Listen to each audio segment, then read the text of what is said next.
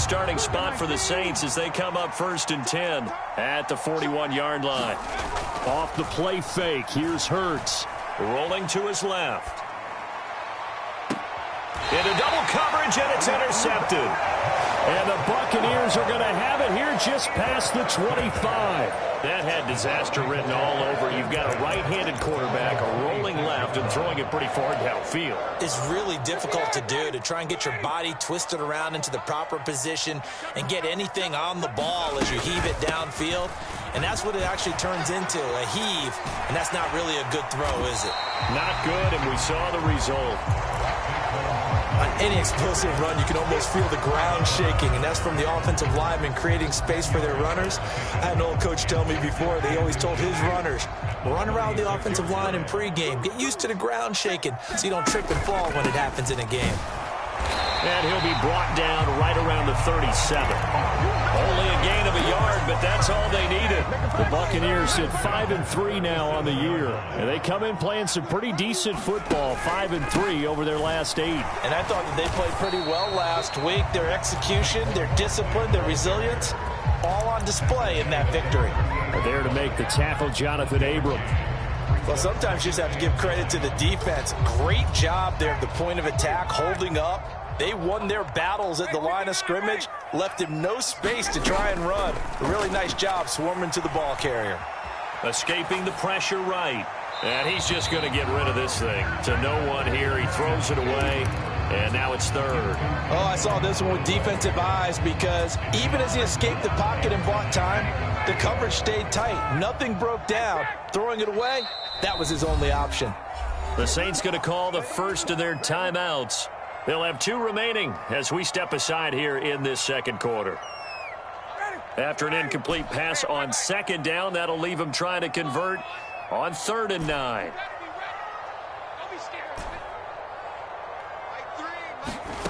Now it's Ryan. He sets to fire deep. And it's intercepted. Picked off by Troy Pride.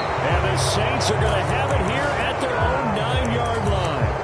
Well, I tell you, Brandon, this ball's intercepted, but it is 3rd down. So the silver lining is that since this is so far down the field and there wasn't a big run back associated with it, really this kind of works like a punt. It's not an altogether bad result. And nothing much materializing there on the 1st down run. He'll get a couple, and that's it. The last run got a couple. Here's 2nd and 8. They'll bring a receiver in motion left.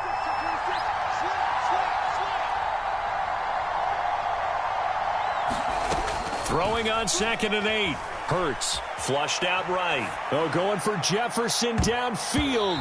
And this a leaping effort, but it's knocked away and incomplete. Another dangerous throw there, partner. I mean, he's already thrown 2 interceptions here in the first half. I don't know if you want to keep throwing up 50-50 balls and you've had that kind of lack of success. Yeah, absolutely. Very well could have been a 3rd interception in half number 1. Here's Hurts to throw. Got an open man finding Jefferson. And he is going to have a Saints 1st down as they're able to get the 3rd down conversion. They'll throw on 1st down with Hurts. And this one right back into the hands of Jefferson. And that's good for a gain of 6, and it's 2nd down. Nothing fancy on 1st down, but a very consistent type of a play. Hit that slant. A lot of people call it an extension of the running game, and it can be if that pass is completed, because you hit a guy on the run like that, he often can go for big yardage. Sets him up nicely for 2nd down, staying ahead of schedule. To throw again on 2nd down. Hurts buying time to his left. And this throw incomplete. Well, the defender all over him that time, but it's going to lead to 3rd down. Now they face a 3rd down and 4 after that incompletion on 2nd down. Hurts sets up to throw it. And for the 3rd time here in this half, it's intercepted. An unfortunate sequence there, trying to get points before intermission, but now the interception, and their opponents have a chance to possibly pad their lead.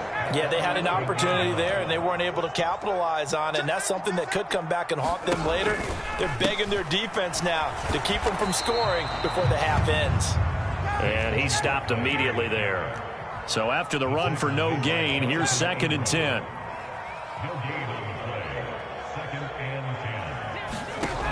Here's Ryan. Quick hitter here. It's complete. And in for the Buccaneers. Touchdown. Matt Ryan now 3 first-half touchdown passes. And the Bucs will extend their lead in the final minute of the half. Extra point by McLaughlin is up and good. And it's now 21-7.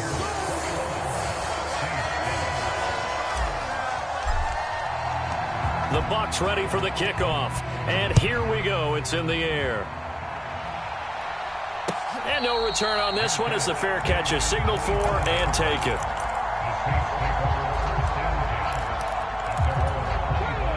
The Saints offense on the field ready to get their drive started. And with time quickly fading here in the second quarter, not sure how aggressively, offensively they want to play this.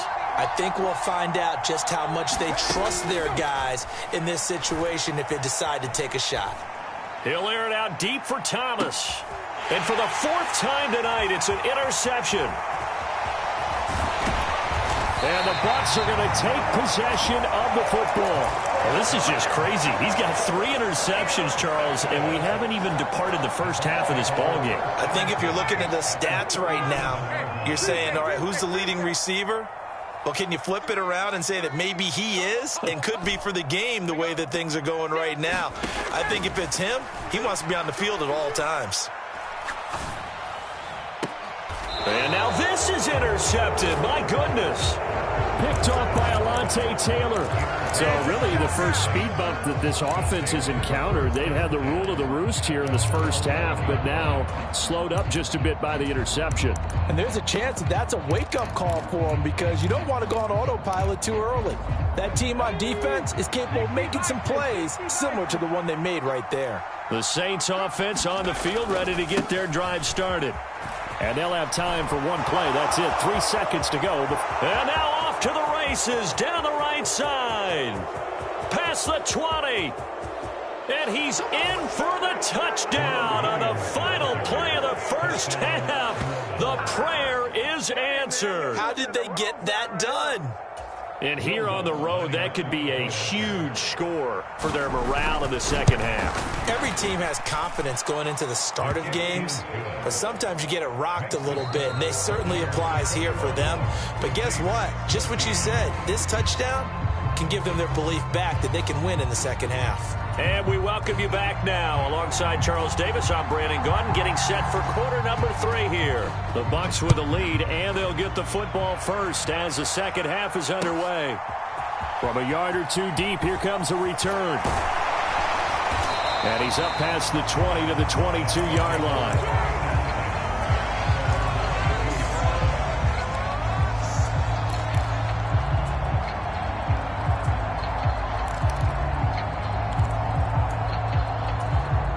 The Bucs offense set to begin their next possession.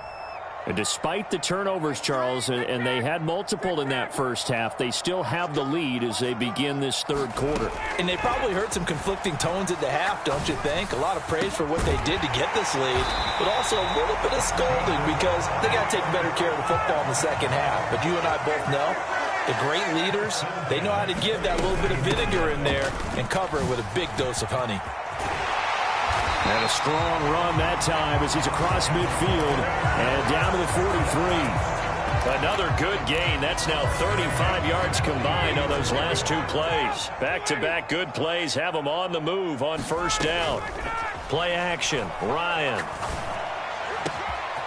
He finds his man. Complete. It's Palmer. And he is out of bounds, but first he gets it inside the 10 to the 7. What a play that turns out to be. 36 yards. They came out with an aggressive mindset to start the third quarter, and I wouldn't be surprised to see them take more of these type of deep shots as this game moves along. They connected there. They expect to connect on more before this one's over. They'll try and run for it with Barkley. And he's brought down right at the 5-yard line. Give him 2 on the play. Not a whole lot there on 1st and goal, and that's what you're looking for defensively. You'll certainly live with giving up just a yard or 2 in this situation. Another try for Barkley. And this time they were waiting for him as he'll be knocked out before he can get back to the line of scrimmage. Officially, it will go as a 1-yard loss, and that's going to lead to a 3rd down. With his size, he's a tough man to bring down, but they do a nice job there stopping his progress and not allowing him to get back to the line of scrimmage. Big play coming here. It's 3rd and goal.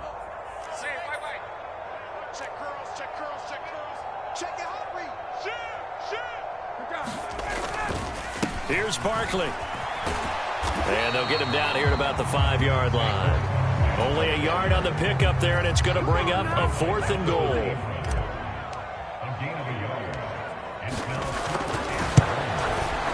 And his kick is indeed good. And the lead works its way up to 10, 24-14. And they picked up right where they left off in the first half. First drive after the break, they come away with 3 and increase that lead. Yeah, and you just want to keep building on that lead, don't you? Whether it's 6 points or 3 points, take everything you can get, keep maneuvering, keep adding to it, keep making it difficult for them to come back. The Saints offense on the field ready to get their drive started.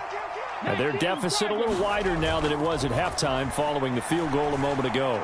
But the goal is still the same because you know they want to come out, establish a rhythm in the second half, and get going. Make no mistake about it, though. Kicking field goals, not in their game plan. They need to get the ball in the end zone. A first down carry here for Johnson. And not much there at all. Maybe a yard up to the 43. Here's 2nd and 9, just a yard on that last run. Hurts. Forced out to his left. Open man downfield is Johnson. Yeah, he's going to be out of bounds, but not before he takes it inside the 40. So from Buccaneer territory now, it's 1st and 10 at the 39-yard line. Now a toss left side into the hands of his tight end. And he goes down at the 26. A pickup of 13, and that last play began at the 13. First down. But first down, Hurts. Dancing to his left. Throw left side complete. That's Burke. And he's going to be brought down at about the 16. Well, he's had the interception woes in this one, Charles, and that time a little bold to throw it into double coverage, but he beat the double coverage. Yeah, but I admire that he still will challenge defenders downfield, even though the ball's been in jeopardy a few times in this game. A nice ball there against multiple defenders, and they advance it downfield. And they'll bring him down at the 13-yard line. They'll get 3 as the drive continues. It's a first down. Sometimes with the running game, you've just got to stick with it. Look, it's the 3rd quarter, no time to panic. But that also doesn't mean you just do it the same way you've been doing it the entire ball game. Maybe change up some blocking assignments or run a few different plays, but stay with the overall essence of the running game. So now 2nd and 10 after the incompletion on first down. They'll set up to throw. Being chased out left. And just not enough on the throw there. Down around his feet and incomplete. The goal is certainly to try and make a big play happen and climb back into this game, but you have to be careful. If you overdo it, you could turn it over and hurt your team. They'll send a receiver in motion to the left. From the gun, it's Hurts.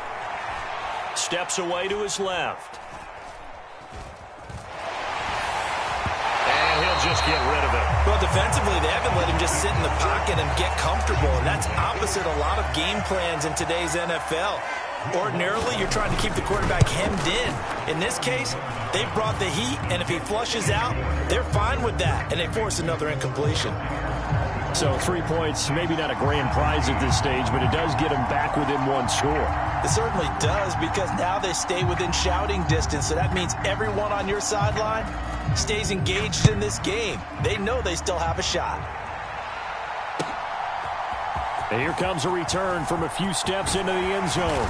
And this return will net positive as he gets past the 25 and up to the 27-yard line.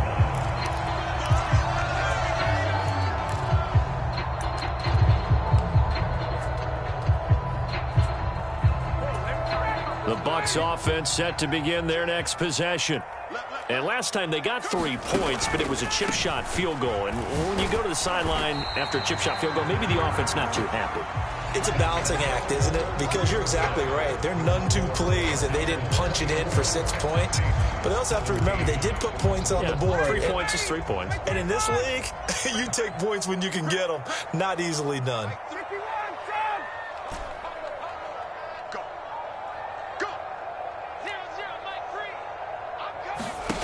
From the 29, Ryan. And look at this. They get the turnover they needed. It's intercepted. Picked up by Fabian Moreau.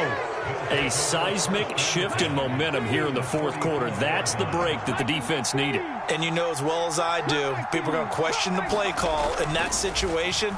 Sometimes you have to question the execution, not necessarily the call. And in this case, those defenders found a way to give their team a chance.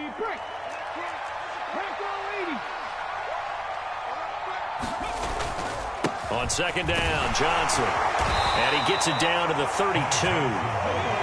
From the 32 now, here's 1st and 10.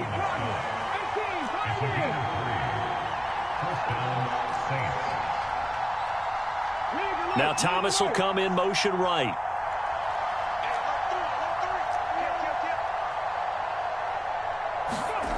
On 1st and 10, it's Hurts. Out to his left. Oh, going for Jefferson downfield. And that is incomplete. Well, I think we were both wondering if we were going to see them try and push it deep downfield, facing a one-possession deficit late, and they certainly didn't disappoint. They gave it an effort.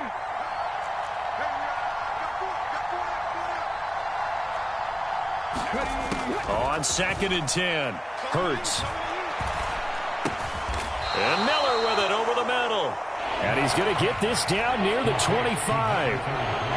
And just in general, Charles, on a play like that, how tough is it for the defense to account for a running back essentially being a receiver downfield? It's very difficult, especially if the running back has skills like a receiver, and you're aware of that before the game even begins. So throughout your practice sessions, you're going to want to be aware of him. Where is he lining up? What can he do? What kind of damage can he do to us downfield? And who can match up with him without weakening our overall defense? You're exactly right. It's a tough task to match up to him. They stay on the ground on first with Johnson. And he'll take it into the end zone for the Saints touchdown. Ty Johnson scampering home from 19 yards out. And the Saints are an extra point away from tying this game here in the fourth. Don't forget the extra point. It's up and good. And we are tied here in the fourth quarter. Nothing separating these two sides. 24 all our score as he sends this one away.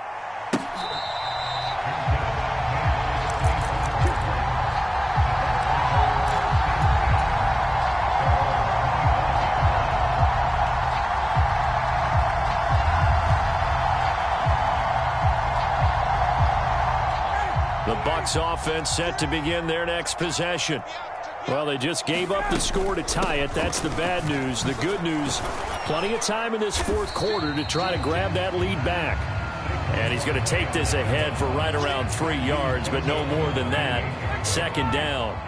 3 yards on that last carry. Here's 2nd and 7.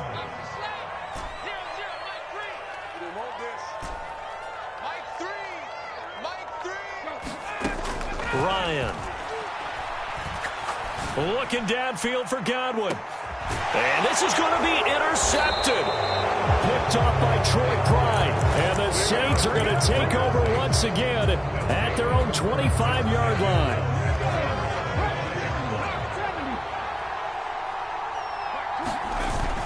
They begin the drive with Johnson.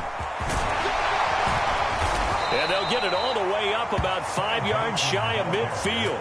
65 yards rushing for him now as he's run it 11 times. This is a little bit like baseball here. Strong up the middle.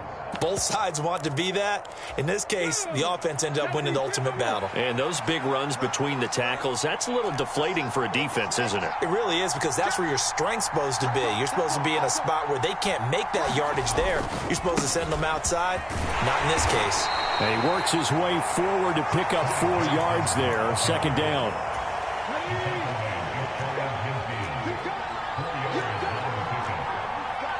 Getting down to the good stuff. All tied with 2 minutes remaining on EA Sports.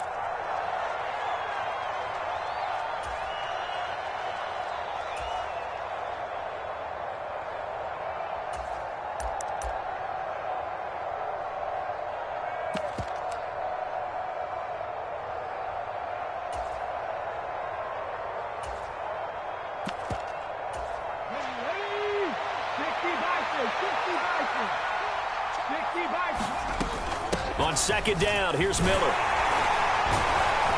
On a determined run there as he's going to take this all the way down near the 40. 10 yards, good for his Saints, first down. But they picked up a little bit of yardage there, and now, in this situation, should be in no hurry to run a play really fast. Let the clock wind down. They keep it with Miller on first down.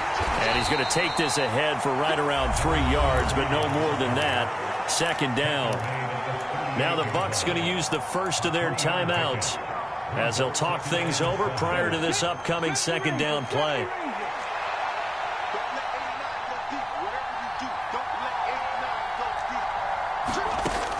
Throwing from the gun, it's Hurts. And the catch made by Johnson. And this is going to lead to another first down as the tackle's made at the Bucs' 25-yard line.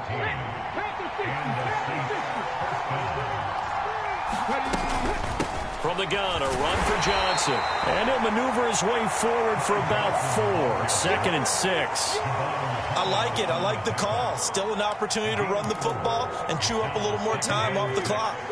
The run got 4. Now they deal with a second and 6. They go to Johnson again.